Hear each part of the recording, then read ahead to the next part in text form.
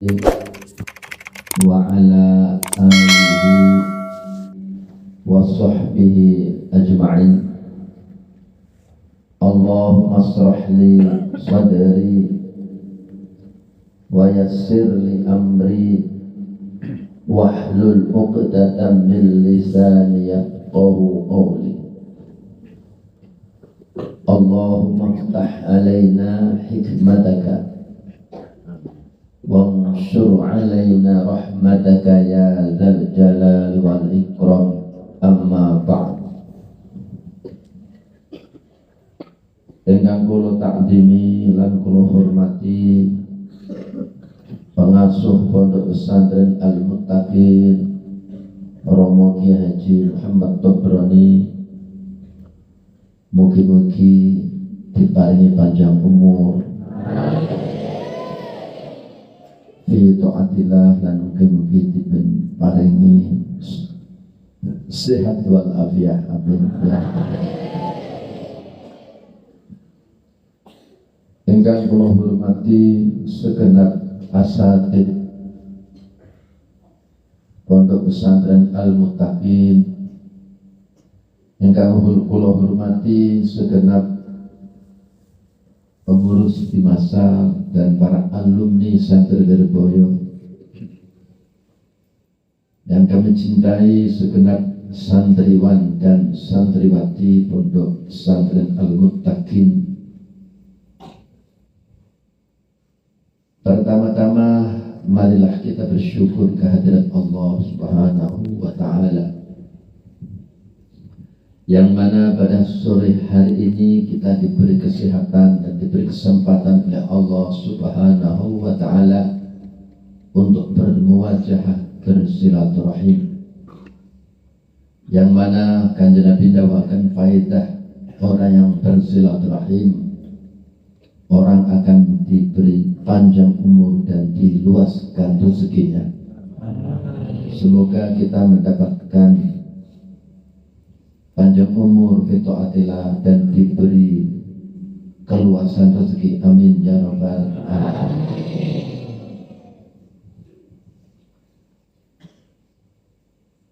Santriwan dan santriwati Pondok Pesantren Al-Muttaqin,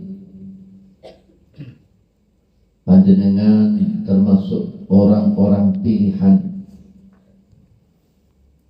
yang mana panjenengan diberi kesempatan untuk menuntut ilmu di tempat yang mulia ini.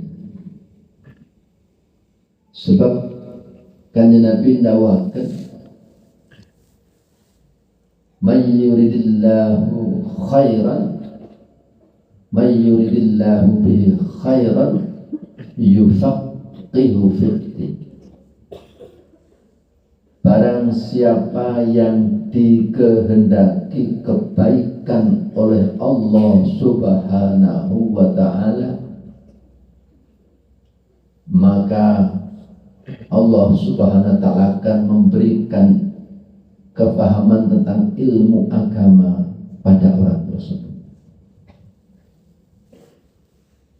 Nah, saya kira di sini Pondok Pesantren Al-Muttaqin yang diutamakan adalah bagaimana kita mempelajari syariat Islam, bagaimana ibadah kita bisa sah, bagaimana kita mengetahui tentang najis dan tidaknya, bagaimana kita cara bersuci dan seterusnya.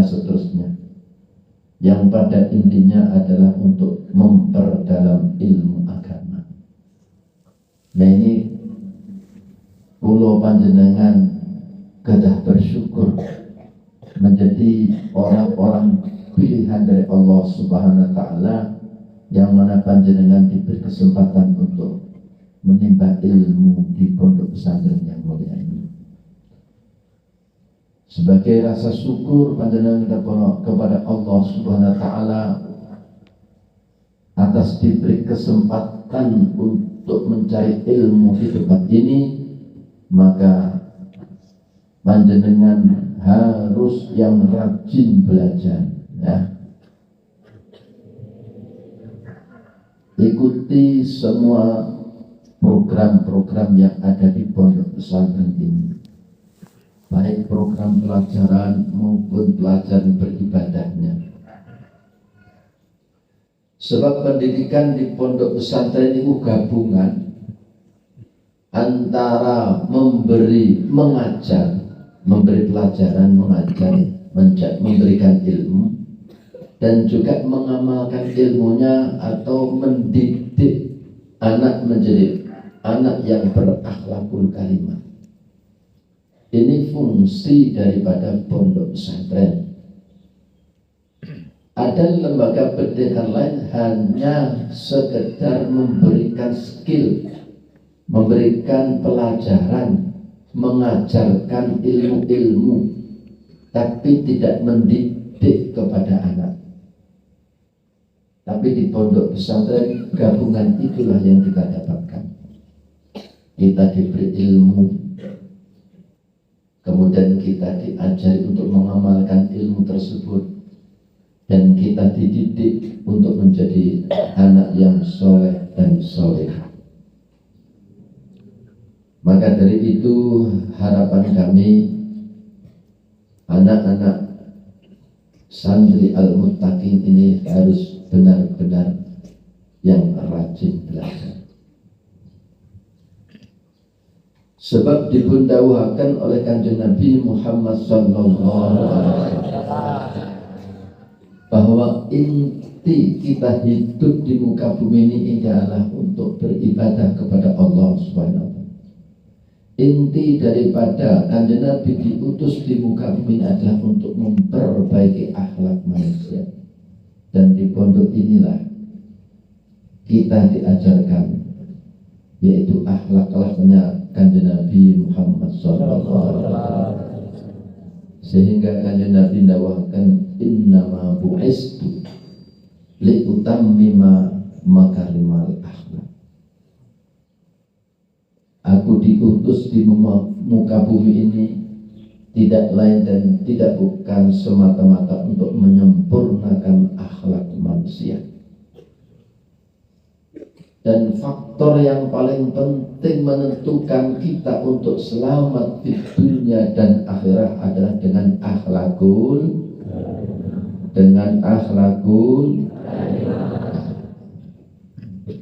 bagaimana di pondok pesantren diajarkan menghormati terhadap gurunya, menghargai, memuliakan kepada kiainya. Ini salah satu bentuk akhlakul karimah. Sebab salah satu syarat agar ilmu kita bermanfaat, kita harus bisa taklim wal khidmah kepada ulama, terutama kiai kita, guru kita. Maka ilmu yang kita dapatkan dari ulama, terutama dari kiai kita, dari guru kita, apabila kita ikuti dengan rasa takzim, mengagungkan, rasa takzim itu mengagungkan, menghormati, dan khidmah kepada kiai, ini yang menjadikan kehidupan kita semakin lebih manfaat dan barokah. Allahumma shalli ala sayyidina Muhammad. Sehingga sahabat Sayyidina Anas karamallahu wajhah, Sayyidina Anas radhiyallahu anhu, salah seorang sahabat Kanjeng Nabi yang usianya masih muda ketika itu, oleh orang tuanya dititipkan kepada Nabi, kepada Kanjeng Nabi untuk berkhidmah. Usianya masih sekitar 10 tahun. Orangnya cerdas dan tangkap. Ini khidmah kepada Rasulullah. Apa yang dialami oleh Sayyidina Anas, bahwa ketika beliau berkhidmah kepada Kanjeng Nabi, tidak pernah terucap dari kanjeng Nabi kata-kata kenapa engkau melakukan itu, kenapa engkau tidak melakukan itu. Artinya kanjeng Nabi sangat santun sekali terhadap orang-orang yang berkhidmah kepada kanjeng Nabi. Dan apa yang didapatkan oleh Sayyidina Anas radhiyallahu anhu ketika beliau dengan telaten berkhidmah kepada Nabi, akhirnya oleh kanjeng Nabi Muhammad SAW didoakan. Sayyidina Anas didoakan oleh kanjeng Nabi, didoakan mempunyai keluarga yang barokah, mempunyai harta yang barokah, dan diberi umur panjang yang barokah. Akhirnya betul-betul terwujud apa yang didoakan oleh kanjeng Nabi Muhammad SAW terhadap Sayyidina Anas radhiyallahu anhu. Sehingga Sayyidina Anas itu usianya sampai 120 tahun. Panjang apa enggak? Panjang ya, 120 tahun. Dan diberi rezeki yang melimpah, dan diberi anak dan cucu sampai jumlahnya 120. Ini kan berkah didoakan oleh kanjeng Nabi, barokah keluarganya, barokah hartanya, dan barokah umurnya. Nah, itulah yang akan kita dapatkan apabila kita bisa berkhidmah kepada ulama, baik ulama yang masih hidup maupun yang sudah wafat. Apalagi kalau khidmah kita kepada guru kita, kepada kiai kita, takdim dan khidmah kita kepada guru kita. Allahumma shalli sayyidina Muhammad. Kita semua sudah pernah ngaji taklim muta'alim, bahwa kedudukan seorang guru, kedudukan seorang kiai itu lebih utama daripada kedudukan orang tua kita. Orang tua kita yang menjadikan kita wujud di dunia ini, yang asalnya kita tidak ada menjadi ada, ini karena orang tua. Jelas berjasa. Tapi yang lebih berjasa lagi adalah kiai kita, guru kita. Setelah kita terlahir di dunia ini, maka yang akan menyelamatkan di dunia dan akhirat adalah didikan dari kiai kita, dari guru kita.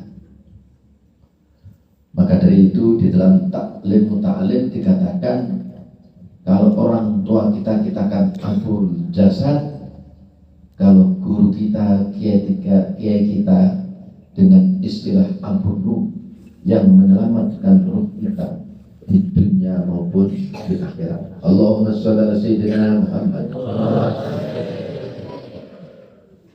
Dan alhamdulillah, walaupun Jambi ini jauh dari Jawa, saya melihat Toto Kromo,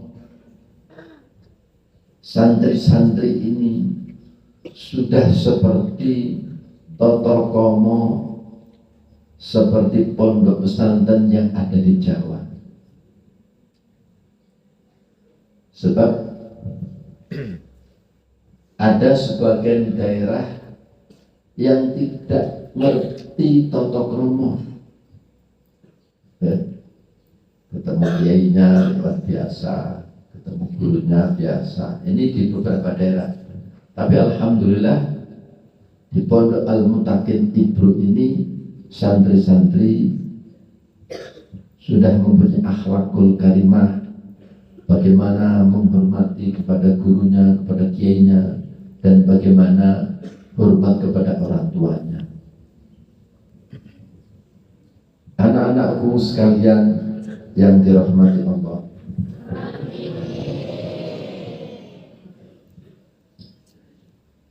kalian harus sadar bahwa selama di pondok ini, kenapa saya tekankan harus rajin, harus yang sergap. Sebab ulama mendakwakan al-fursah sari'atuz zaman. Kesempatan itu sangat cepat berlalunya. Al-fursah sari'atuz zaman. Ini anak-anak santri yang sudah senior ini tidak kerasa. Di sini sudah ada yang 3 tahun, kayak rasanya baru kemarin. Ada yang 6 tahun, kayak rasanya baru kemarin. Ini mbak-mbak juga gitu. Dan tidak terasa ternyata di sini sudah 6 tahun. Kan nggak terasa. Ini menunjukkan betapa sangat cepatnya waktu itu berlalu. Maka dari itu kita harus memanfaatkan waktu ini betul-betul kita kerjakan sesuatu yang bermanfaat. Ya. Yang rajin baca, yang ngapal Quran, sing sergap ngapal Quran. Lah iso 2 tahun sudah khatam, jangan diolor-olor lagi. Yang sedang ngaji alfiah segera dihafalkan semuanya dan jangan diolor-olor lagi. Ya. Pokoknya apabila ada tugas hari ini bisa kita selesaikan hari ini, kita selesaikan hari ini. Sebab kalau kita tunda, nanti akan banyak tugas-tugas yang akan menghadang kita. Itu harus menjadi prinsip sejak sekarang. Kalau ada tugas yang hari ini bisa kita selesaikan, kenapa harus menunda besok? Karena besok akan semakin banyak tugas-tugas yang menjadi beban kita.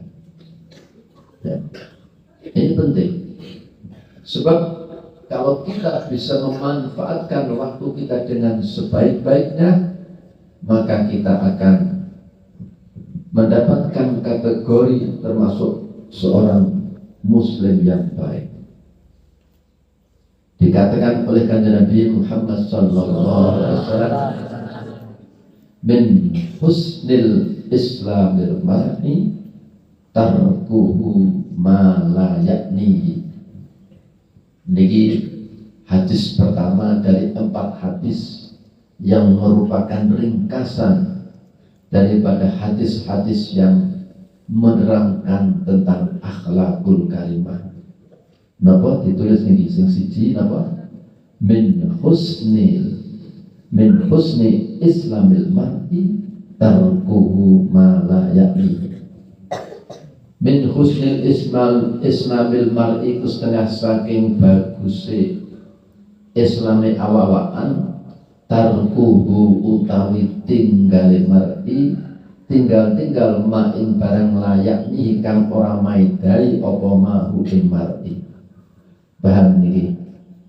Sing makna gandul paham gak niki? Paham nggih? Santri-santri sing makna niki paham. Bin husnil islamil mar'i tarkuhu ma la yaknihi.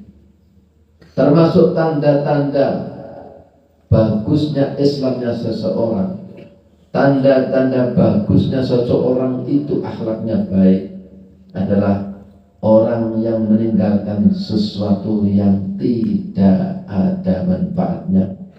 Alhamdulillah panjenengan ini sadanten santriwan dan santriwati diselamatkan di pondok Nining Al-Muttaqin. Sebab lek ora di pondok Nining omah dolanan sing gak karu-karuan. Kadang kebut-kebutan bedah montoran dolan.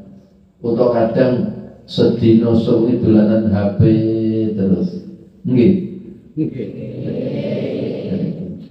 Bapak ibu sumpah iki ndelok TV kalau dolanan HP terus main game terus. Ini kan sesuatu yang tidak ada gunanya. Maka dari itu kalau kita bisa menghindari itu, maka kita dicatat sebagai orang yang berakhlakul karimah. Nomor kali pun hadis yang meringkas tentang akhlak seseorang. Nggih menika man kana yu'minu billahi wal yaumil akhir, man kana yu'minu billahi wal yaumil akhir,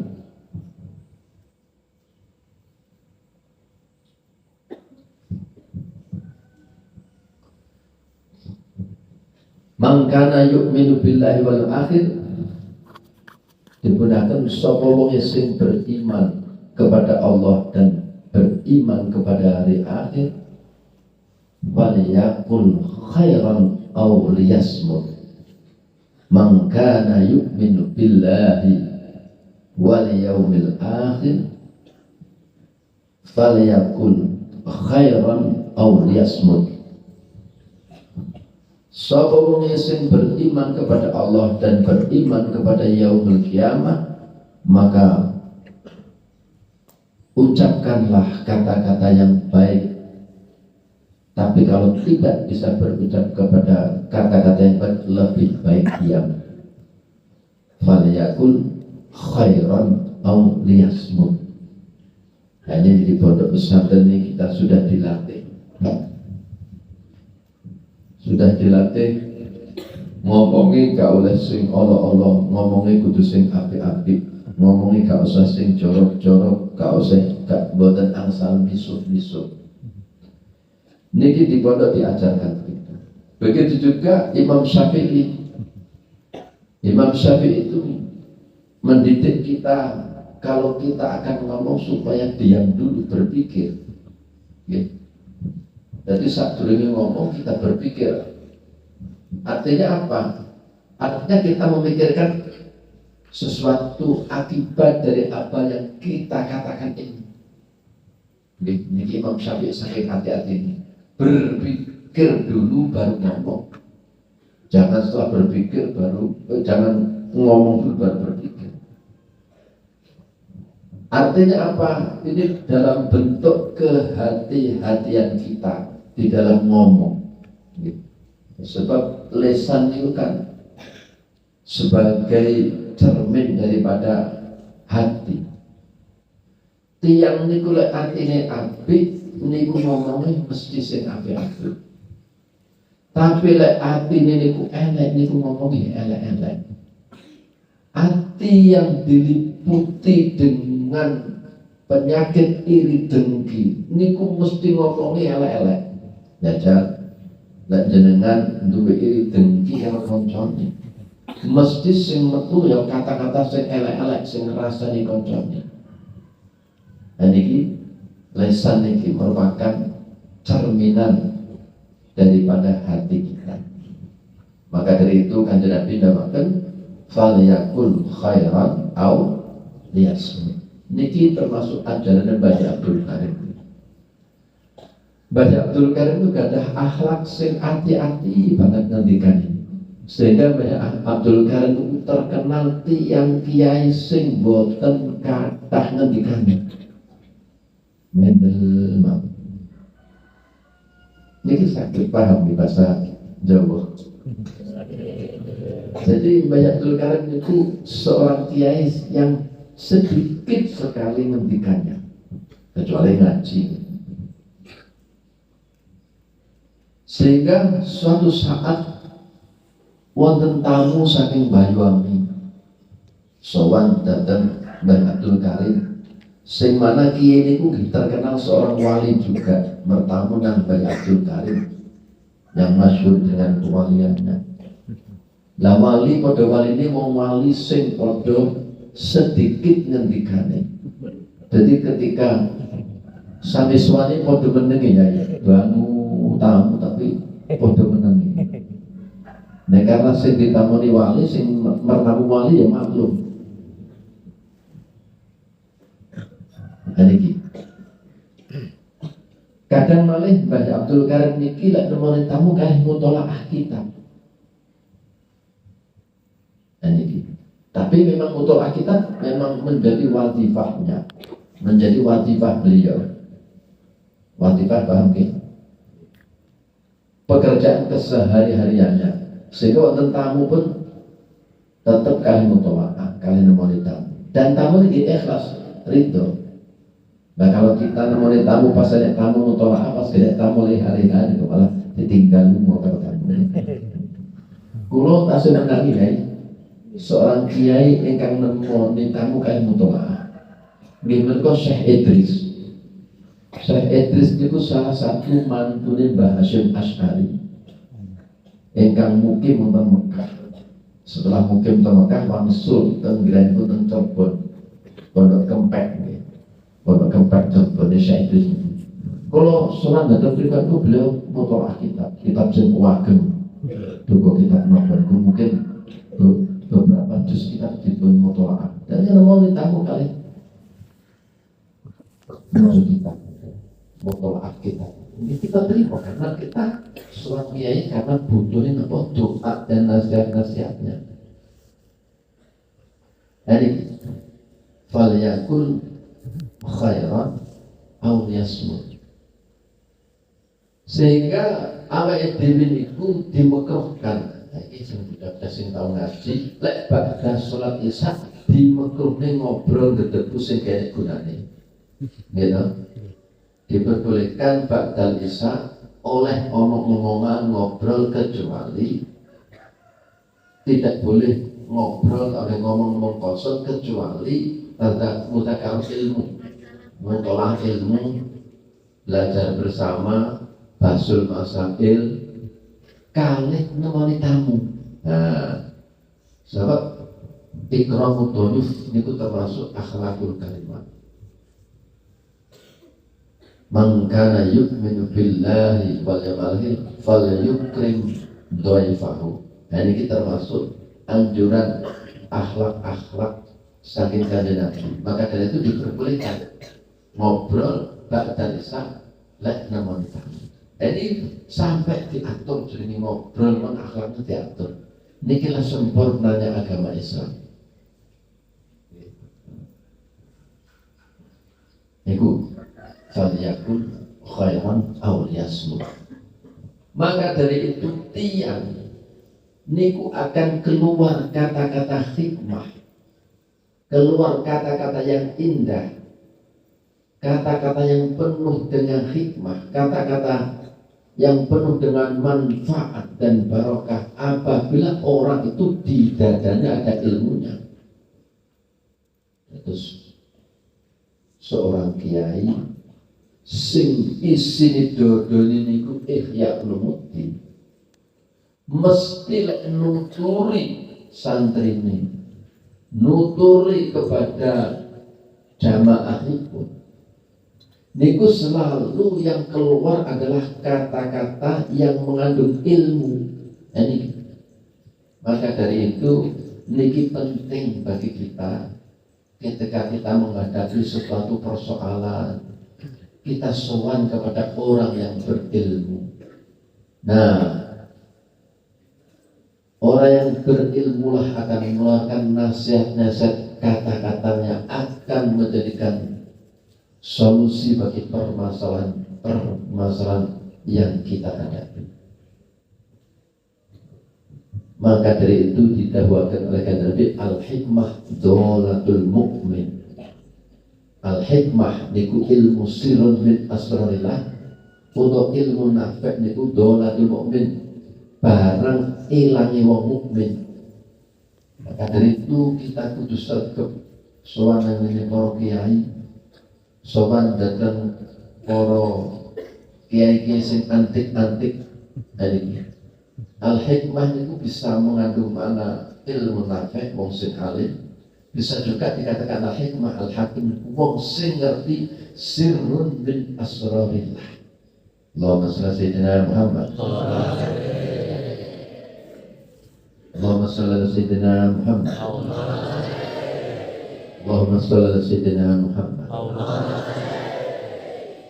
Maka dari itu apa yang dikatakan Gus Dur ketika menjadi ketua PBNU maupun menjadi presiden, Gus Dur itu sergap silaturahmi sowan dengan dia.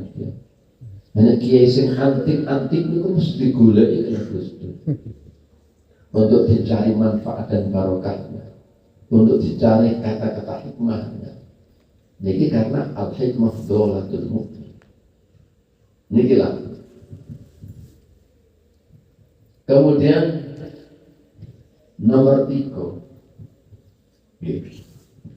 Nomor 3, salah satu dari 4 hadis yang meringkas tentang akhlakul karimah di menika dawuh Kanjeng Nabi, la taghdab. La taghdab. La taghdab, ojo gampang nesunan. Ojo gampang nesunan. Ini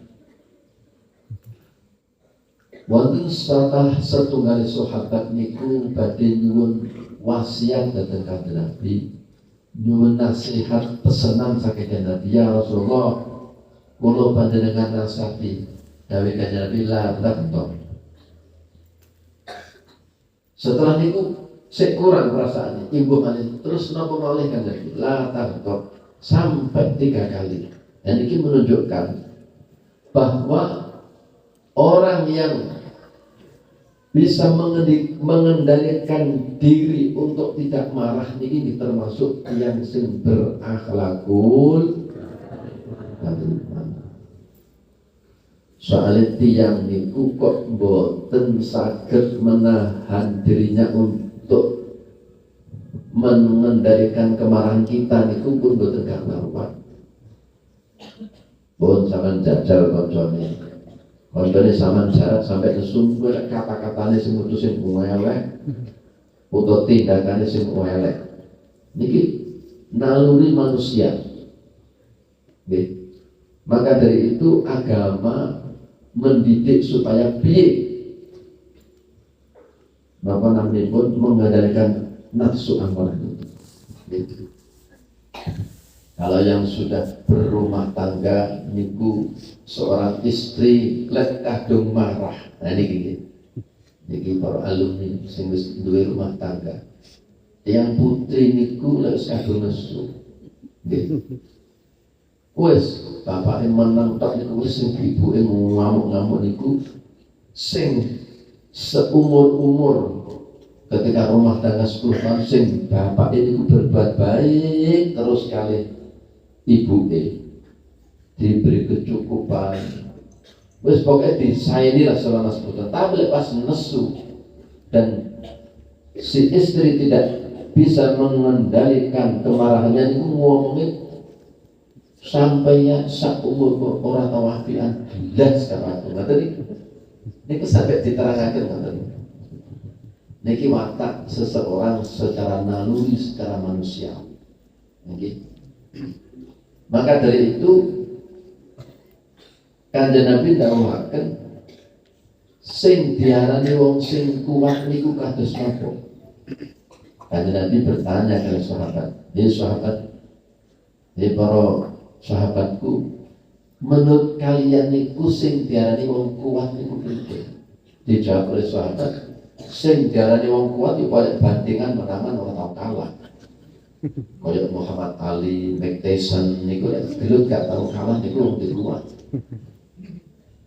Salah jadi kata sing diarani wong sing kuat mungkin menika orang yang bisa mengendalikan emosinya.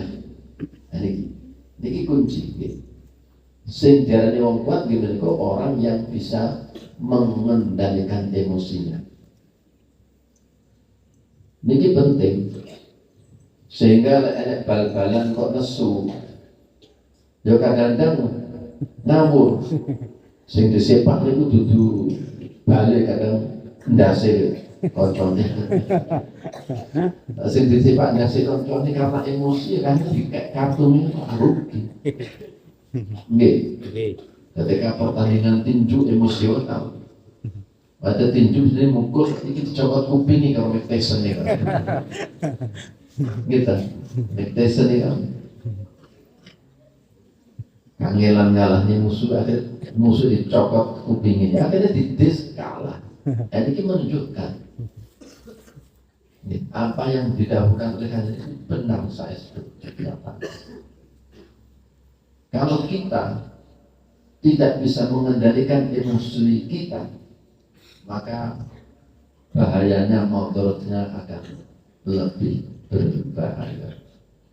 Maka dari itu teng agama itu sampai diatur caranya mengendalikan nek sedang marah. Wong nek pas nesu ngoten iku setane mlebu ngompori. Nggih. Nek wong nesu niku wajahe wabang, gulune metotok niku nggih. Niku karena kelebonan setan. Nggih. Setan itu saka api metune dadi abang nggih wajahe. Berambang nesu. Caranya pun kalau kita marah dalam keadaan berdiri menunggu, ini dari ini caranya. Pas kita emosi, nesu itu sesuatu yang alamiah, basyariah. Seorang manusia, hewan pemalih, dikeplak itu nesu manusiawi. Tapi bagaimana kita mengendalikan kemarahan kita itu supaya tidak berlebihan itu? Itu yang diajari agama ngoten itu. Caranya pas nesu, pas berdiri ya kon nunggu kok pas nggak berdodok atau dodok nesu. Tinggi turunan, ada gitu. Di turunan kok sepanjang nesu ya wis menang. Kan mengambil air wudhu. Karena apa? Karena marah itu dari api dari setan. Kita redam dengan air wudhu. Ini ben bisa reda kemarahan itu. Allahumma sholli ala Sayyidina Muhammad. Allahumma sholli ala Sayyidina Muhammad. Allahumma sholli ala Sayyidina Muhammad.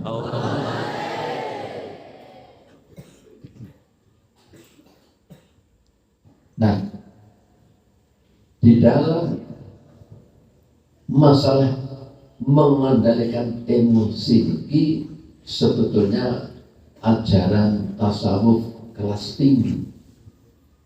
Tapi justru ajaran agama tasawuf kelas tinggi, ajaran para kiai-kiai. Tapi justru di tingkat perwira, baik itu perwira TNI maupun perwira polisi itu dilatih cara mengendalikan emosi. Ini wong lah nggak bisa mengendalikan emosi ini, ya akhirnya ya seperti terjadi yang marak di berita itu, anak boy ditembak, agar di sidang geger, pangkatnya wis mapan, hartanya wis mapan kabeh murah maling kabeh. Niki kalau tidak bisa mengendalikan emosi, niki penting. Tapi Imam Syafi'i dawakan, ya umpama kita itu bisa menggalakkan emosi, tapi ya ketika kita dibikin emosi orang, ya aja menunggai, ya gak apik. Sehingga Imam Syafi'i dawakan, man ustuhdiba falam yaghdab fahuwa khimarun.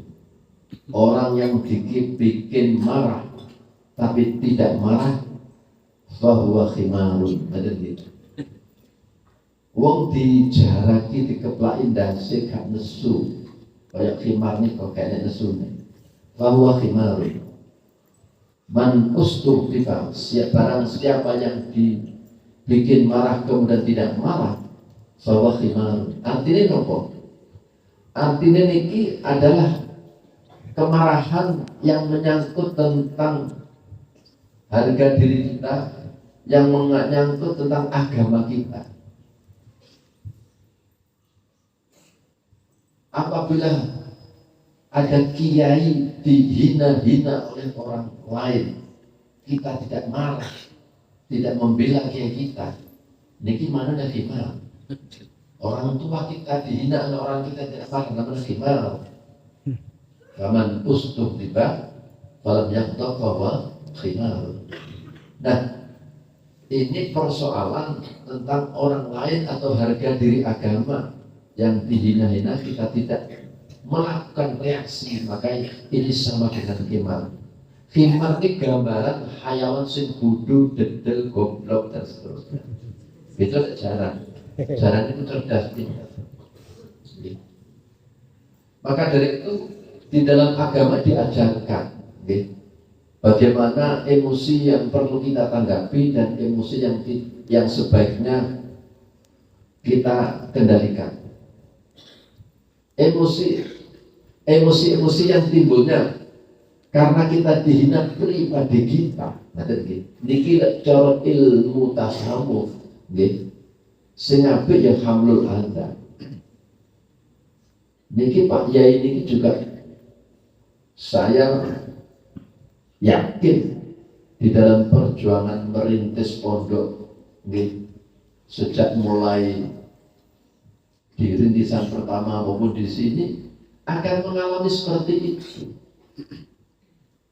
Disakiti uang, dinyek uang, dihalanya uang itu sudah jamak terjadi. Likulli khairin malik, likulli dini nikmatin hasudun. Setiap orang yang mempunyai kenikmatan dihasut dia.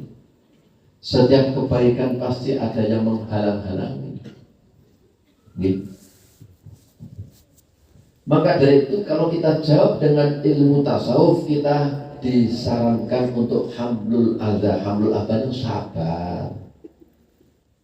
Disakiti tonggone sabar, disakiti tiang sing boten seneng karo pondok sabar.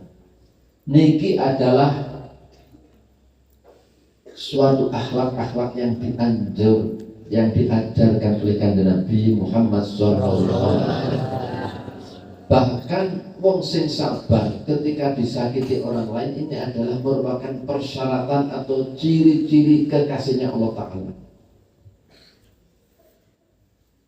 Jadi panjenengan pengen jadi kekasih Allah Ta'ala, jadi seorang waliyun min awliyaillah, niku ujiane nggih disakiti kan tiyang itu. Kok disakiti wong liya kok sabar? Maka Allah Ta'ala akan mengangkat seorang tersebut menjadi kekasihnya. Begini. Jadi syaratnya pengen jadi kekasih Allah Ta'ala apa? Sabar. Dan sabar ini dilatih ketika di pondok. Ambil di pondok turune bareng, mangane bareng, sekolah bareng. Ini melatih diri kita. Gitu. Untuk hamlul adza kita berorganisasi ini juga salah satu usaha kita untuk melatih hamlul adza, sabar bergaul karo koncone, sabar bergaul karo wong liya. Niki latihan teng pondok niki. Interaksi secara langsung niki latihan sabar. Sebab napa? Dibedahkan dari sapa wong sing jarang ketemu karo wong, jarang bergaul karo wong niku atine wangkot atos. Sehingga Kanjeng mendapatkan man jada sada. Sapa wong sing loman maka dia layak untuk menjadi pemimpin. Nah ini. Jadi syarat jadi pemimpin kudu loman. Loman dengan hartanya, loman dengan ilmunya. Waman soda ghafala. Sapa wong sing senang berburu maka dia akan lupa. Nah niki. Niki enek kan. Santri-santri sing hobi mancing. Maka di asik mancing suwi. Ini lang kabeh pekerjaan liyane sing penting. Nggih. Kalau wingi teng Lampung wonten ketemu laris tengene mancing teng laut 3 dina gak boleh. Wis dianak bojo. Zaman raja-raja zaman sen manso dawa falan kadung berburu teng alas wis seminggu gak mulai. Manso dawa falan. Lah niki yang menjadi titik dari yang kita bahas niki menika man bada jafa. Man bada jafa. Sapa wong sing manggon alas, sapa wong sing manggon ning ora-ora, jafa atine wangkot. Pertanyaan adalah, kula saat itu Jambi ngalas stok niku pripun nggih nenten. Apa wangkot kabeh atine? Mboten maksudipun wong sing jarang bergaul karo kanca, bergaul dengan sesama manusia, manggon ning alas dhewean niku rata-rata umume atine wangkot atos. Senggol titik niku pecoke metu, arite metu, gamane metu. Nggih, omongane sing ala-ala metu, kasar prainane. Nah, panjenengan iki disyukuri di pondok neng kene iki walaupun sing asale panjenengan niku omahe alas. Setelah neng pondok malah dadi lemah lembu. Ngoten nggih? Sing terakhir dawuh man khalaqa sultana iftatana. Nah niki sing rada repot niki. Sapa wong sing bergaul karo sultan iftatana. Nah niki maka dari itu para kiai niku mboten khalaqa tapi mujawarah. Jawarah boten khalaqa. Kali pejabat gitu sekitar kenal mboten kenal sing akrab nemen runtung mereka nek fitnah. Lah inilah akhlakul karimah yang dipun ajaraken oleh Kanjeng Nabi Muhammad sallallahu alaihi wasallam. Para santriwan dan santriwati, monggo saderenge kita lanjutaken pengaosan iki. Kula nyuwun hadiah Fatihah dhateng mu'allim hadzal kitab al-alim al-alamah ad-da'i Allah al-habib Muhammad bin Abdullah al-Haddad al-Alwi rahimahullah wa nafa'ana bihi fid dharain amin. Usulihi wa furihi wa masyayikh al-Fatihah. Bismillahirrahmanirrahim. Alhamdulillahirabbil alamin. Ar-Rahmanir Rahim. Maliki yaumiddin. Iyyaka na'budu wa iyyaka nasta'in. Ihdinas siratal mustaqim. Siratal ladzina an'amta 'alaihim ghairil maghdubi 'alaihim waladdallin. Amin. Mriki dipun dawaken wa amratul qalbi kulluha muhliqatun. Penyakit ati niku sing ndadekake rusak dunya lan akhirate. Penyakit ati niku napa sih? Nah niki pelajarane thariqah niki. Penyakit ati menika mislu suudzon billah. Nggih. Suudzon billah. Suudzon billah itu termasuk penyakit hati. Maka dari itu awake dhewe niku lek ngaku-ngaku awake dhewe biasa ngendikan raditu billahi rabba wa bil islami dina wa bi muhammadin nabiyya, maka dari itu awake dhewe kudu pasrah dhateng pangeran. Nggih. Ridho dhateng pangeran. Nggih. Entah takdir yang kita terima itu takdir yang mboten penak utawa lek takdir sing enak jelas kabeh seneng. Takdir sing mboten sesuai dengan kekarepane awake dhewe. Maka dari itu ketika kita diberi cobaan oleh Allah, diberi sakit, diberi kekurangan ini dan itu, diberi musibah ini dan itu, kita harus husnudzon kepada Allah Ta'ala. Maka dari itu santri-santri gak enak suudzon karo pangeran. Aku golek mondok engko masa depanku piye? Mangan ku piye? Lah niki elek jenenge penyakit ati. Wong sing suudzon billah. Kudu yakin. Pokoke aku gelem golek ilmu ngaji sing mempeng. Yakin Allah Ta'ala akan memberi rezeki aku. Soalnya enak niki. Bocah-bocah santri atau sebagian wali murid itu kadang-kadang sing mikir anakku tak pondok ini kok gede mangane opo. Niki namanya suudzon billah, betul apa? Allah Ta'ala maringi nyiptane semut itu lho. Sing gak ndek akal niku sik iso mangan kok bodone awake dhewe. Napa malih para kiai-kiai sering dawaken sapa wong sing gelem sregep ngaji ngamalne ilmune wis tok diparingi kecukupan karo pangeran rezeki. Niki yakin betul sah tepi-tepi. Alhamdulillah nyetok bro ini ngaji tak niki tak diparingi rezeki jembar. Ora enek ceritane kiai sing mati kelaparan gak enek.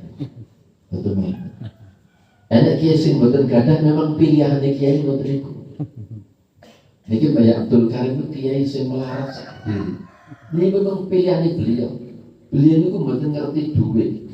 Iki 100.000, 200.000, iki 10.000, mungkin betul ngertos. Ini memang pilihan itu. Kenapa memilih seperti itu? Dan ini kadang-kadang itu betul dia. Sebab apa? Tiang niku umpama digambane ning dunia ini amali podo, ilmu ini podo. Tapi ketika ning dunia wis diberi kenikmatan, benjing ning akhirat niku kenikmatan dikurangi sesuai kenikmatan yang telah diberikan teng dunia. Dan banyak juga kan pengen milih sing utuh benjing teng dunia. Jadi dewi angel kira-kira nutur santri saiki kangelan. Anaknya dewi piye? Kangelan. Milih mesti Rabbana atina fid dunya hasanah wa fil akhirati hasanah wa qina adzabannar. Ning dunya ya sugih makmur Allah jinawi sehat kewarasan, ning akhirat ya selamat dunya akhirat kita saja. Niki. Jadi nomor setunggal penyakit hati memang suudzon kepada Allah Subhanahu wa taala. Jadi kudu husnuzon apapun yang kita alami, terutama ketika kita akan mendapatkan musibah, pasti di balik musibah itu ada hikmahnya. Ini dia adik kudu husnuzon tentang pangeran. Soalnya kula wonten krungu tiyang niku. Nggih, wah wis kesal dadi wong larat. Nah ini enak nih. Nah, sing boten parang ngeluh tentang takdir Allah Ta'ala. Kenapa aku nyambut ngompong serta kok melarat, aku gak terima kalau takdir Allah Ta'ala ini kesenangan Yesus. Tapi jenenge wong gak seneng dadi wong larat iki wajar, wong kabeh pengene yo makmur. Sugih kabeh iki maklum. Tapi sing boten kena niku nyalahnya pangeran itu lho. Nggih. Nah, pangeran kok nakdir aku melarat iki piye to? Iki boten kena. Iki ana suudzon gitu. Nggih. Nah, niki kudu kita jaga. Aja sampai alias suudzon bilang. Napa maneh terutama ketika kita menghadapi akhir-akhir hayat. Ngoten nggih. Maka dari itu ilmu tasawuf niku dituntun tiyang niku ketika dipun paringi luwara nemen wis kaya loro niku wis ora nek harapan nek urip terus sampai mati niku kon sing husnudzon datang pangeran. Gak kena suudzon. Dadi napa? Kudu optimis uripe niku. Nggih. Uripe kudu optimis. Aku lek mati insyaallah mlebu surga. Nggih. Rahmat Allah Taala jebat niku kedah niku sing digedhekne atine. Tapi lek sing pas waktu waras, sehat, kuat niku sing digedhekne kudu khaufe datang Allah Taala. Tapi ketika wis sakit teman itu rojai harapannya sing kudu ditonjolkan kepada Allah Ta'ala. Sehingga ketika wong wis cekik ape mati nek sakaratul maut niku kudu sing husnudzon dhateng Allah Subhanahu wa taala. Ana inda dzoni aktibi. Lek panjenengan seneng karo ketemu karo Allah Ta'ala bakal seneng ketemu kalian jenengan. Niku wong mati wong sing sae. Nggih. Sehingga kiai-kiai niku lek ngendikane terus yedan ngendikane mati niku demen karena akan ketemu dengan kekasihnya. Allahumma sholli sayyidina Muhammad. Allahumma sholli alaihi. Niki kudu husnudzon arti kalian. Ojo sampai suudzon. Namun kabeh termasuk penyakit hati wa suudzon bi khalqillah. Suudzon karo makhluk niki mboten pareng. Awake dhewe nek pamane suudzon karo seorang kiai, nggih. Gak kena. Nggih. Suudzon karo makhluk Allah Ta'ala yang sing apik-apik niku kita suudzoni nek pamane kiai. Lek masalah dawuh ngeten iki kula embut dawuh Syekh Yasin Al-Badani, seorang ulama besar yang dijuluki Musnidud Dunya. Syekh Yasin itu saking padan caket nggih saking mriki. Nanti Syekh Yasin Al-Badani kula alhamdulillah tahun 82 saged sowan beliau teng Mekah Al-Mukarramah sareng wukuf teng Arafah sareng sehingga angsal ijazah dalam ilmu khairat saking beliau ketika haji Syekh Yasin Al-Badani saking padan caket ulama hebat dijuluki Musnidud Dunya. Kenapa julukan Musnid? Karena piyambake setiap ngaji kitab niki duwe guru sing sanate mutasir kepada wong sing ngarang kitab niku. Wah, ngoten nggih. Lah gurune nek 750-an ngoten niku. Akeh gurune. Jadi ngaji seluruh ulama di dunia ini gitu. Jadi setiap ngaji kitab setunggal niki sanate mutasir datang guru niki penting niki. Nggih. Jadi awet dhewe niki ngaji ning pondok iki golek ilmu sing enak sanate karena kiye ngajine sing gitu kali gurune nang gurune. Lek awet dhewe ngaji ning Google kuwi gak enak sanate. Nggih. Napa ngaji ning Google gak enak sanate. Maka dari itu dibudawakan oleh Syekhina sapa wong sing mengajarkan ilmu kepada santrinya tapi tidak memberikan suri tauladan tentang perilaku kehidupannya, maka dia akan ditinggalkan oleh umat. Karena apa? Google isin nggon ilmu tok. Gak butuh kalau kiai karena gak usah tekon kiai buka Google bisa jawabannya kabeh.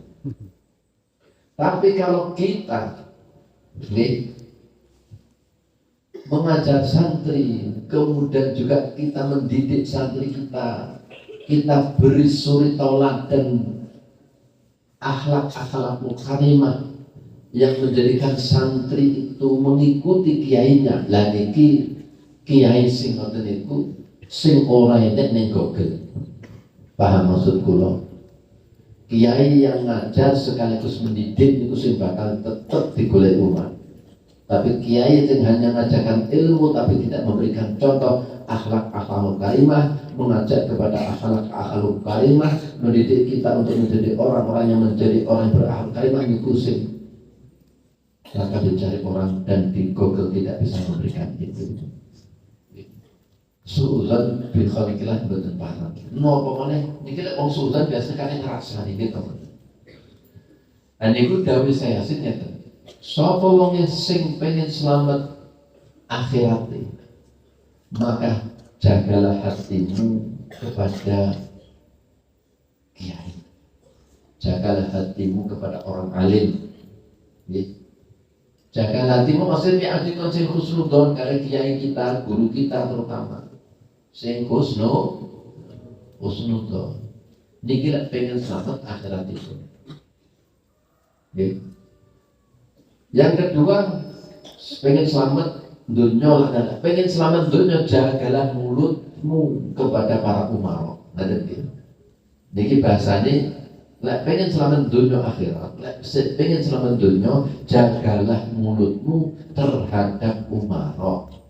Nanti ada dewi ngomong sing dijogo omongane, nggih.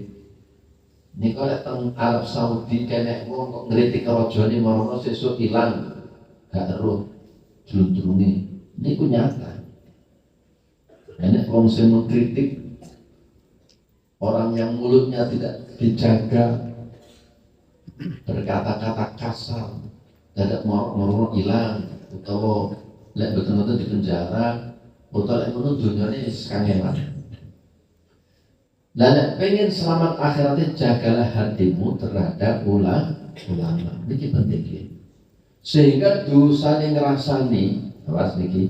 Oh ngerasani dosa betul. Lah termasuk minal kabar di dosa gede itu ada ngerasani kiai, ngerasani wong alim, ngerasani wong ilmu, dan ngerasani wong hafal Quran. Wah niki. Berarti wong alim, wong hafal Quran mendapat derajat di sisi Allah yang luar biasa. Sehingga ngerasani wong hafal Quran, ngerasani wong ilmu itu termasuk minal kabar dosa gede. Nah niki napa penyakit hati kudu dijogo sing husnuzon karo kancane, husnuzon karo tiyang sing memang terkenal kebaikannya niku adi kudu husnuzon. Tapi wonten malih dawuh hadis Kanjeng Nabi, iharisu anin nasi bisuzon. Sing iki jarine kok nambani artine aja suudzon karo makhluk Allah Ta'ala. Sing siji maneh hadis Kanjeng Nabi dawaken ihtarisu anin nasi bisuudzon. Jagalah dirimu dari manusia dengan cara suudzon. Niki wonten praktek piyambak. Praktek sing mau konsen husnudzon kepada memang orang-orang soleh, orang-orang yang baik. Tapi awet juga tetap agar ihtarisu anin nasi kita supaya menjaga diri kita anin nasi dari kejelekan manusia dengan cara suudzon. Nopo Hamidin bergaul karo wong sing biasanya nakal, sing biasanya beling, ya gak kenek husnudzon. Koncone sing atau orang lain yang biasa nipu orang, kita husnudzon terus titip duit hilang duitnya. Ini gak kan? Jadi di dalam masalah husnudzon dan suudzon ini ada pada tempatnya. Suudzon kepada orang yang biasa melakukan kejahatan ini malah justru dianjurkan oleh Rasulullah SAW. Ihtarisu anin nasi bisuudzon. Contoh sing cilik kawan. Sampai lek Jumatan budal masjid, dia kan Jumatan. Parkir sepeda motor. Kira-kira sepeda motornya dikunci nama badan. Sepeda pancare dikunci nama badan. Sepeda motornya dikunci badan. Tidak mau parkir mobil diparkir dikunci nama badan. Dan dikunci berarti suudzon karo manusia karo maling. Oke. Nah itu piye hukumnya gak apa-apa, malah justru kita disarankan. Sehingga zaman sen itu wonten seorang sahabat niku budal masjid. Setelah budal masjid, baru mulai ke masjid untone hilang. Nah ditekoki karo Kanjeng Nabi. Kowe waktu budal masjid, kowe waktu nang salat nang masjid unta mau cencang mboten Kanjeng Nabi. Kula teng masjid untuk kalau pas ya karuan kalian. Artinya apa siji kelirune piyambake niku mboten ikhtiar sik langsung tawakal. Ngoten nggih. Dadi saking tawakale untone ditinggal atau dilepas ya ucul tenan ilang tenan. Kecuali untone kuwi mau wis lulu tenan karo sing pemiliknya nggih kados Gus Yakub kok ceritanya duwe sapi ning kebon sawit diceluk suwi-suwi tok ngono. Moro dhewe. Nggih. Sing nulut kali sing gadah. Lek gurung duwe kesaktian koyo ngono ya gak usah coba-coba ya ilang tenan. Niki wong sing kula critakaken Syekh Idris Mangkune Basyir Asy'ari niku gadah kambing. Nggih. Kambing dibas Australia ngaran sing buntute ageng niku. Sing gede biasanya disate enak. Niku gadah kambing niku dilos lepasaken boten dikandang boten. Ucul. Boleh mangan dengan pasar, mangani sayuran-sayuran sing gak payu niku dipakan kan. Kadang bisin numpak kereta sampai ke Surabaya barang. Mulai kambing numpak kereta barang. Terus boleh dewi. Nah niku karena sing gadah karomah niku gak enek wong sing ganggu. Gak enek wong sing ganggu, gak enek sing paling nyolong wedhus. Pernah suatu saat dicolong disembelih sedina sewengi digodhog boten mateng-mateng, akhire tobat terus sepura nang kiai ini. Lah lek kados awak-awak nanti njajal tiru-tiru kiai ini ngoten niku, ngingu wedhus gak usah dicencang, gak usah dikandang, ya ilang tenan. Niru kiai ya kudu sesuai dengan pangkat itu. Pun wa suudzon bi khalqillah. Nah penyakit hati maneh niki dipun waktu wa mislu khaufil fakri lho niki gak kena lebih awet dhewe. Dadi awet dhewe urip ning pondok kudu optimis bahwa awet dhewe niki sadar rezekine awet dhewe, umure awet dhewe, jodohe awet dhewe nggih di takdir dadi wong bejo lan ciraka niku ketika sampun tasih teng kandungan setelah 120 hari nggih 40 hari pertama masih berupa air mani, 40 hari kedua masih bermudghah segumpal daging, kemudian 40 hari yang ketiga atau 120 hari baru nafkhur ruh. Nah dari teknologi itu pun dicatat di kabeh. Jenengan judulnya sapa? Jenengan bakal dadi wong sugih apa melarat? Rezekine sepiro? Umure piro niku pun dicatat kabeh. Nggih, dadi ade kudu optimis menghadapi hidup ini. Saiki pertanyaan, lho, mau dawuh Pak Yai lek silaturahmi nambahi umure, nambahi rezekine. Tapi teng hadis niki didhawuhaken ning jero weteng wis ditulis niku pripun penjelasannya. Nah, penjelasannya ngeten. Nggih, bener ketika ning kandungan wis ditulis rezekine sak gelas niki. Tapi karena berhubung sergep silaturahim niki ada dua takwilan. Takwilan yang pertama bener napa rezekine tetep sak gelas niki tapi sak gelas iki awet, mboten entek-entek. Niki jenenge barokah.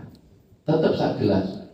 Umure tetep 75 tahun. Tapi barokahnya kayak wong umur 120 tahun. Rezekine tetep 1 juta. Tapi kayak wong diparingi rezeki 8 juta. Niki pengertian sebagian ulama seperti itu. Ada sebagian ulama yang mengatakan memang betul dirubah karena sergap silaturahmi sing asale umure niku suwi tahun karena sering silaturahmi, sering sedekah piyambake dipun paringi barokah umur. Gak sido mati umur 7 tahun tak umure malih 80 tahun. Niki enek sing mengatakan sebagian ulama seperti itu. Allahumma sholli sayyidina Muhammad. Allahumma sholli ala sayyidina Muhammad. Allahumma sholli ala sayyidina Muhammad. Dan sing paling penting malih bocah-bocah santri nggih siji panjenengan dan sukses ning pondok pesantren.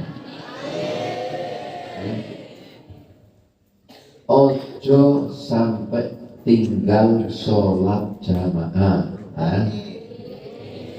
Sholat jamaah wajib nanti nggih ning pondok ini sebab ben nafas dapaken bin asbabil futuh sholatul jamaah ya.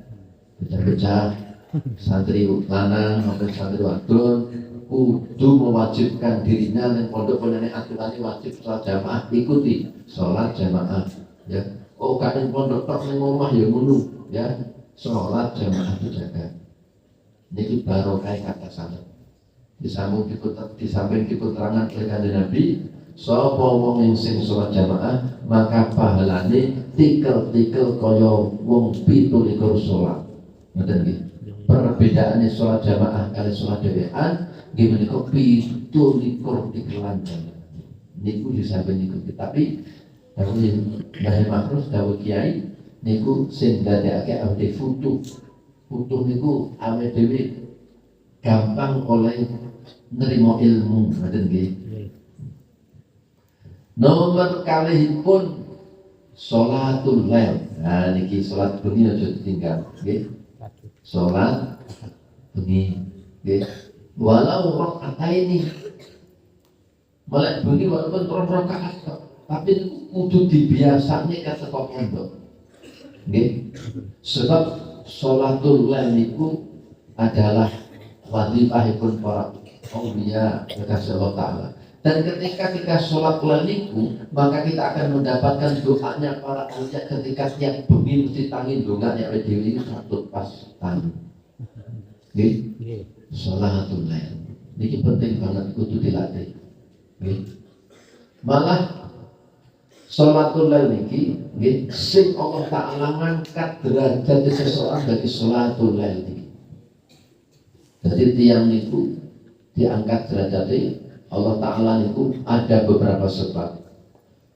Sebab yang paling cepat tiang diangkat derajat itu apabila nopo tiang kena musibah terus sabar. Niku coro numpak kendaraan lewat tol dibandingin karo wong sing dia ibadah terus diangkat derajat Allah Ta'ala. Tapi awake dhewe sebagai manusia kan mboten paham. Ya Allah Gusti kula jenengan paringi cobaan ben kula diangkat derajat mboten paham. Adi ndonga njaluk cobaan bareng mboten kena. Kuwatir kena cobaan kok gak sabar. Cilaka. Tapi nek wong dikek cobaan karo Ta'ala sabar, niki Allah Ta'ala ngangkat derajat luwih cepet dari sing lewat jalur biasa. Nah, begitu juga sholatul lail iki sing ndadekaken tiyang diangkat derajat itu. Nggih. Lah nek seorang putri ning pondoke sregep salat bengi, nggih. Engko bakale sing ape njaluk gak wong sing kualitas senang ngoten nggih mboten wantun. Nah, ngoten nggih. Dadi panjenengan iki santri-santriwati nggih sok bakal ini oleh bojo sing saleh niku saiki derate salat bengi. Dan apabila wong wedok itu sregep salat bengi, wong sing lamar jenengan ora sembarangan kok. Ngoten nggih. Wong sing sembarangan, wong sing gak berkualitas, orang yang tidak masuk kategori mboten masuk napa jenengan karetane sing mboten figur idaman jenengan niku mboten wantun dalem niku. Sane sing sregep salat bengi terutama donga Rabbana atina fid dunya hasanah iku sing sregep. Sebab cara Sayyidina Ali Rabbana atina fid dunya hasanah al hasanah fid dunya niku al mar'atus sholihah. Ini wonten santri lanang niku sing waktu nang pondoke Rabbana atina fid dunya hasanah khusu tenan. Bayangne muga-muga benjing angsal mar'atus so mandi tenan. Ketika nang omah dadi kiai akhirnya bojone papat. Gak usah yakin lihat.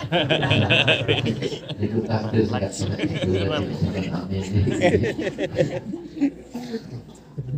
Tapi kula setunggal mawon. Siji kanten.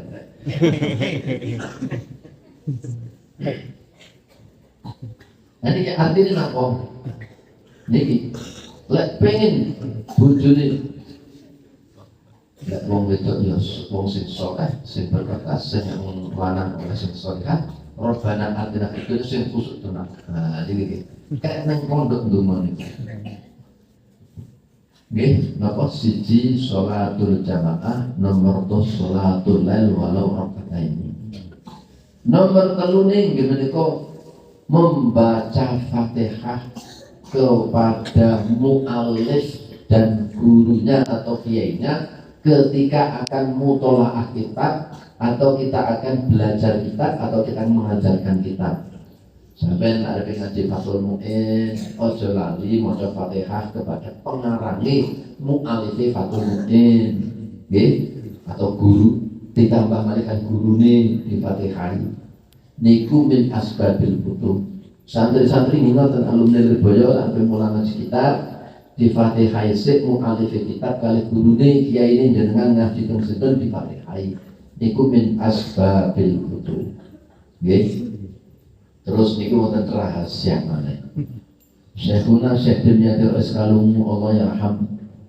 Al-Fatihah.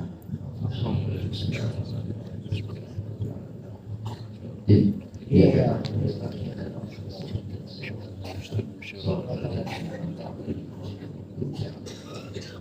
Iku dawahaken.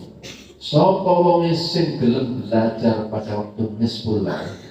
Nisful lail jam 12 sampai menjelang subuh itu nisful lail. Niku 1 jam pada waktu nisful lail itu faedahnya seperti 9 jam pada waktu siang hari. Paham betul maksud kula? Lek umpama dhewe niku iso ngatur waktu ning pondok, bar kegiatan malam selesai ndang cepet turu istirahat engko bengi menjelang subuh niku napa ndang salat witir, setelah salat witir mutolaah. Walaupun sedilut mutolaah. Sebab mutolaah pada waktu napa akhirul lail pada nisful lail niku barokah kata sama. Nggih.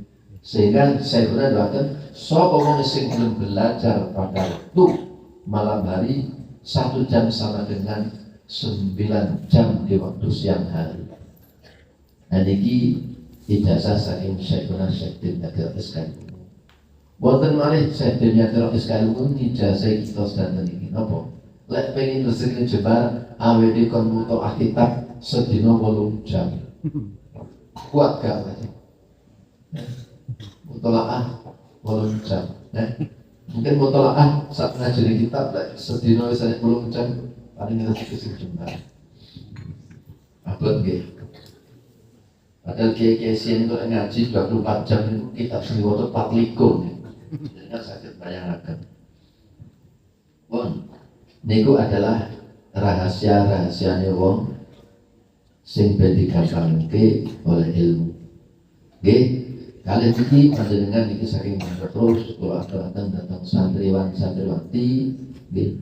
Sholawat sing dadosaken gampangake oleh belajar nggih menika sholawat fatih. Monggo sareng-sareng. Bismillahirrahmanirrahim. Allahumma sholli wa sallim wa barik ala sayyidina wa maulana Muhammadinil fatih lima ughliqa wal khatim lima sabaqa wan nasiril haqqi bil haqqi wal hadi ila siratal mustaqim wa ala alihi wa sahbihi haqqa qadrihi wa miqdarihil azim. Niki sholat fatih niki Mbah Makhrul selalu mengijazahkan kepada santri-santri sing anyaran mondok mesti kon nglakoni niki. Niki salah satu di antarane nggih gampangne awake dhewe oleh ngapalne, nggih gampangne awake dhewe oleh memahami ilmu-ilmu yang sedang kita pelajari. Niki sholawat fatih.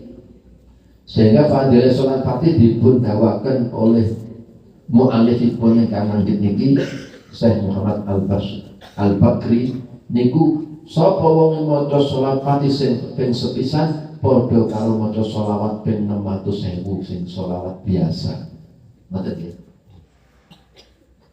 Nah kemudian dumone pas arep mutolaah utawa belajar itu kados taklim niku Kemudian dihafal nih Bismillah wa subhanallah alhamdulillah wa la ilaha illallah wallahu akbar wa la hawla wa la quwata illa billah adada kul harfin kutiba wa yuktabu abadal abidin wa dahrul dahirin. Nah ini sing tambahan cukup memang Allahumma ftah alaina hikmataka wa msyur alaina rahmataka ya dzal jalal wal ikram. Nah ini sing gawa buku catatan ditulis sing gak nggawa buku catatan nyepet karo kancane gak apa-apa. Nah, nikulah para santri-santri mungkin akhirnya termasuk orang yang diangkat derajatnya oleh Allah Ta'ala sebab kita diberi ilmu oleh Allah Subhanahu Wa Ta'ala. Allah Ta'ala dawakan yarfa'ilahul ladina amanu minkum waladina utul ilman darajat.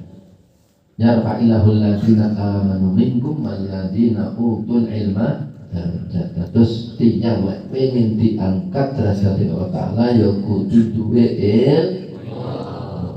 syaratnya kudu duwe lek pengen jadi pemimpin sing bijaksana panjenengan ini calon pemimpin nggih dibedakan oleh Kanjeng Nabi awal desa dulu nih menjadi pemimpin rumah tangga, pemimpin RT, pemimpin kelurahan, pemimpin kabupaten, pemimpin provinsi maupun pemimpin nasional niku kudu berilmu. Sehingga Kanjeng Nabi namakan tafaqahu qabla an tusayyidu. Kue belajar sebelum kue didadekne pemimpin. Sebab pemimpin nek gak duwe ilmu bahayane dolun mudillun, kesasar dan menyesatkan. Maka dari itu mungkin kita sedang selalu mendapatkan taufik dan hidayah dari Allah Subhanahu Wa Ta'ala sehingga kita dimudahkan untuk mendapat ilmu yang manfaat dan barokah. Semanten ingkang saged kula aturaken liridhaillah ta'ala wa li syafa'ati Rasulillah sallallahu alaihi wasallam. Al-Fatihah. Bismillahirrahmanirrahim. Alhamdulillahirabbil alamin arrahmanir rahim maliki yaumiddin iyyaka na'budu wa iyyaka nasta'in ihdinas siratal mustaqim siratal ladzina an'amta 'alaihim ghairil maghdubi 'alaihim waladdallin rabbighfirli wa liwalidayya wa lil mu'minin.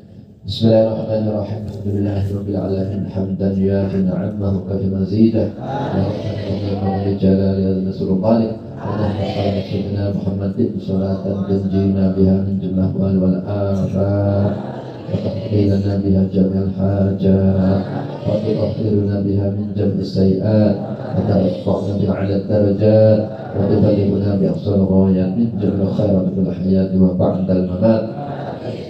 Rabbana hab lana min azwajina wa dhurriyyatina qurrata a'yun waj'alna lil muttaqina imama. Allahumma ja'alna wa ahlana wa auladana wa banatina wa dhurriyyatina wa talamidana wa man ta'allama bi hadzal mahad. Allahumma ja'alna wa iyyahu min ahli sholat wal Qur'an. Allahumma ja'alna wa iyyahu min ahli al-'ilm wal tuqa.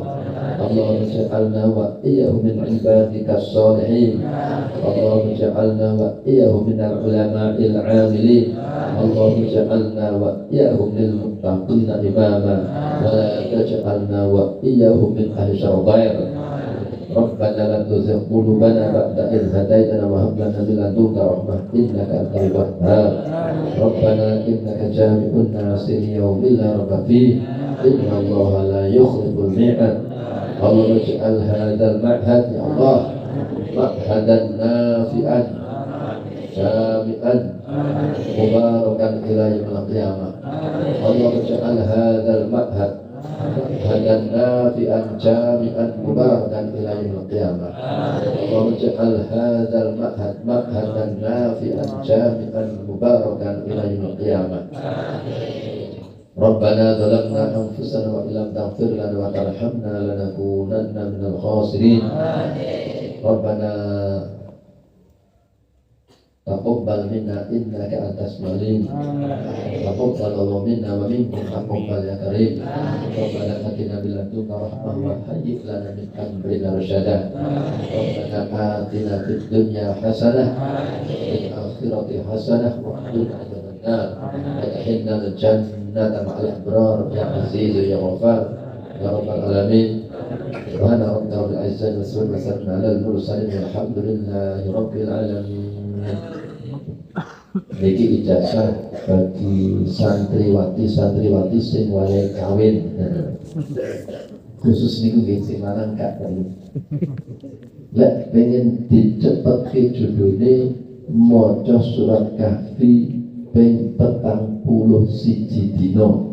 Jadi saben badal maghrib, bar surat maghrib maca surat Kahfi suwene pinten ping 41 dina. Diwaca sepisan Pak Mbak Maghrib.